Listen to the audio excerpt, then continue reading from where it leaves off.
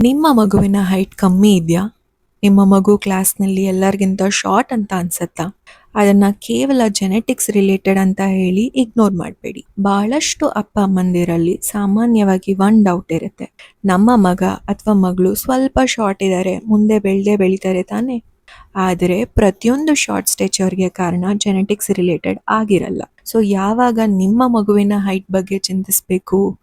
ತನ್ನ ವಯಸ್ಸಿನ ಮಕ್ಕಳಿಗಿಂತ ತುಂಬ ಕಡಿಮೆ ಹೈಟ್ ಇದ್ದರೆ, ವರ್ಷಕ್ಕೆ 4 ರಿಂದ 5 ಸೆಂಟಿಮೀಟರ್ಗಿಂತ ಕಡಿಮೆ ಬೆಳವಣಿಗೆ ಆಗ್ತಿದ್ರೆ, ಅಥವಾ ಬೆಳವಣಿಗೆ ನಿಂತು ಹೋಗಿದ್ರೆ, ಅಥವಾ ತೂಕದಲ್ಲಿ ಪ್ಯೂಬರ್ಟಿ, ಅಪಟೈಟ್ ಆರ್ ಓವರಾಲ್ ಹೆಲ್ತಲ್ಲಿ ಬದಲಾವಣೆಗಳಾಗ್ತಿದ್ರೆ ವರಿ ಮಾಡಬೇಕಾಗುತ್ತೆ. ಅಮ್ಮನ ಹೈಟ್ ಕಮ್ಮಿ, ಅಪ್ಪನ ಹೈಟ್ ಕಮ್ಮಿ, ಅದಕ್ಕೆ ಮಗು ಹೈಟ್ ಕೂಡ ಕಮ್ಮಿ ಇದೆ ಅಂತ ಅಂದ್ಕೊಳ್ಳೋದು ಯಾವಾಗಲೂ ಕರೆಕ್ಟ್ ಆಗಿರಲ್ಲ.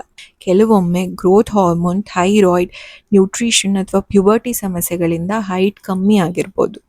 ಸೊ ಅರ್ಲಿ ಚೆಕಪ್ ಮಾಡಿಸೋದ್ರಿಂದ ಕಾರಣ ಏನು ಅಂತ ಬೇಗ ಗೊತ್ತಾಗುತ್ತೆ. ಲೇಟ್ ಮಾಡಿದ್ರೆ ಟ್ರೀಟ್ಮೆಂಟ್ ಅವಕಾಶ ಕಡಿಮೆ ಆಗ್ಬೋದು. ಆದ್ದರಿಂದ ಈ ಲಕ್ಷಣಗಳನ್ನ ಇಗ್ನೋರ್ ಮಾಡಬೇಡಿ. ಸಂದೇಹ ಇದ್ದರೆ ತಕ್ಷಣ ಪೀಡಿಯಾಟ್ರಿಕ್ ಎಂಡೋಕ್ರೈನಾಲಜಿಸ್ಟ್ನ ಮೀಟ್ ಮಾಡಿ. ಈ ರೀಲ್ ಸೇವ್ ಮಾಡಿ, ಶೇರ್ ಮಾಡಿ. ಮಕ್ಕಳ ಗ್ರೋತ್ ಮತ್ತು ಹಾರ್ಮೋನ್ಸ್ ಬಗ್ಗೆ ಇನ್ನಷ್ಟು ತಿಳಿಯಲು ಫಾಲೋ ಮಾಡಿ.